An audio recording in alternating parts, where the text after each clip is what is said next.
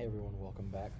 So for this video, what we're going to be looking at is we're going to be determining parallelograms. So we talked earlier this week, actually the last week or so, about how if we have a parallelogram, what cool things really take place, what kind of properties happen, and all the different types of things that we can do with them. Now the problem is what happens if we don't know it's a parallelogram at first, but we want to prove it. So how to determine if we have a parallelogram? So there's a couple things that we can actually use, but some things that I need to point out first that we cannot use, right, is if we have one set of opposite sides parallel. If those are, just because two sides are parallel does not make this thing a parallelogram. Remember, you need the other two sides to be parallel in order for this to actually work. So just proving one set of the sides parallel, right, that is just not gonna cut it, okay? Or what happens if we prove one set of congruent sides? Okay, if we prove one set of congruent sides, again, right, this thing could look really oblong, it could look really weird, but it does not necessarily mean it's a parallelogram. So there's lots of different criteria that we need to show in order for it to be a parallelogram. So again, one set of congruent sides, not gonna cut it. So what we can use though, right, is these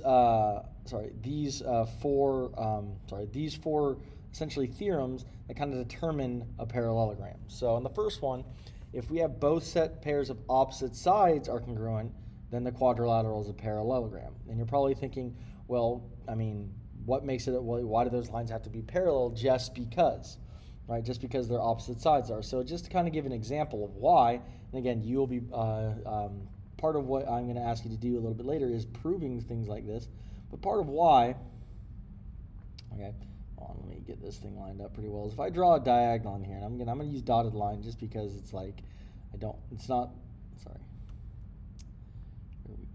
I'm gonna use a dotted line in here.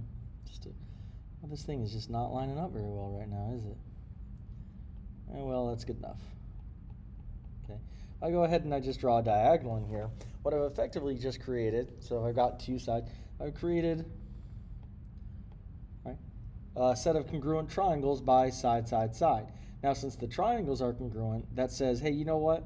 That's congruent to that just because of CPCTC, and that right there is going to prove to me that, hey, those are alternate interior angles for lines AB and DC.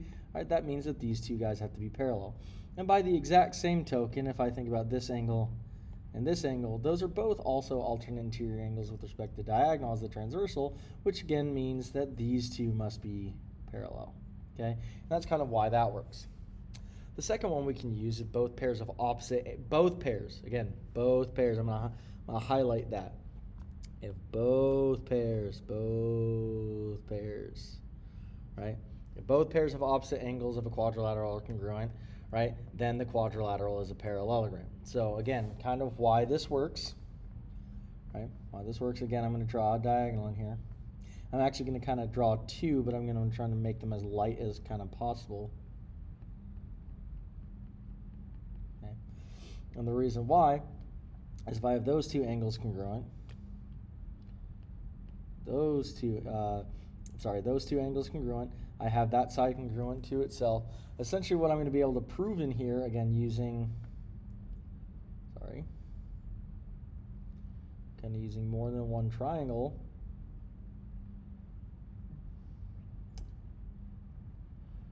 set of triangle.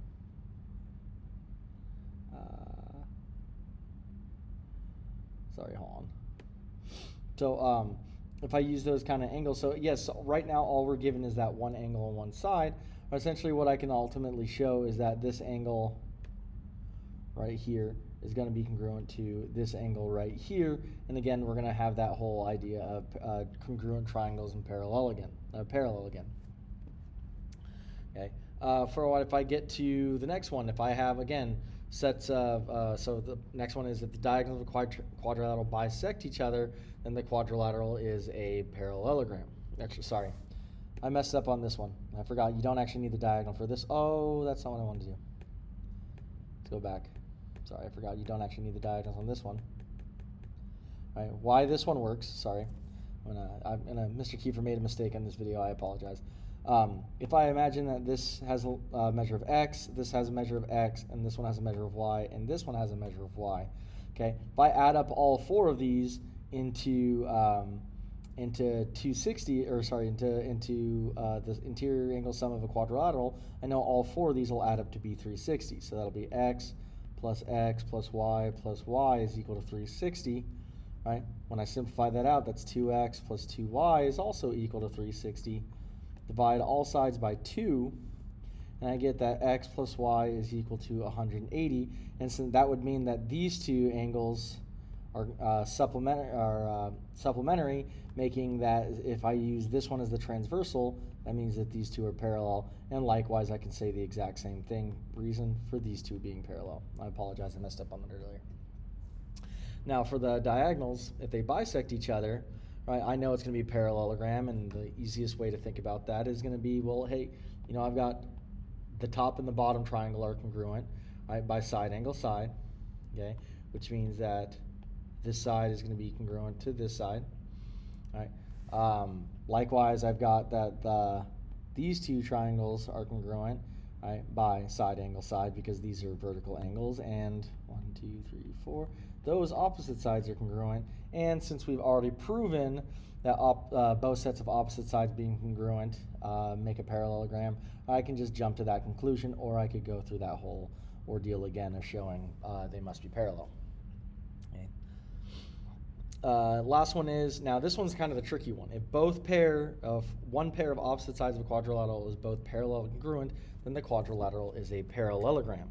Okay, so now what we're saying is the minimum requirement that we need, right, is one set of sides both parallel and congruent. Okay, again, kind of why this is going to work is if I draw this diagonal in here, if I draw this diagonal in here,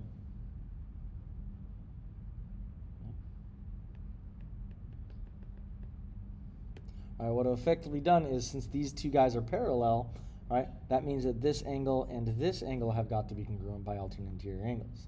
And then, since obviously this diagonal is congruent to itself, right, we have two congruent triangles, and so on and so forth, and I can lead to the kind of same idea. So starting with the next video, we're actually going to prove that theorem, and then we're going to use a little bit of algebra. But I just wanted to introduce the properties and the ideas for this video. So please stay tuned for the next video.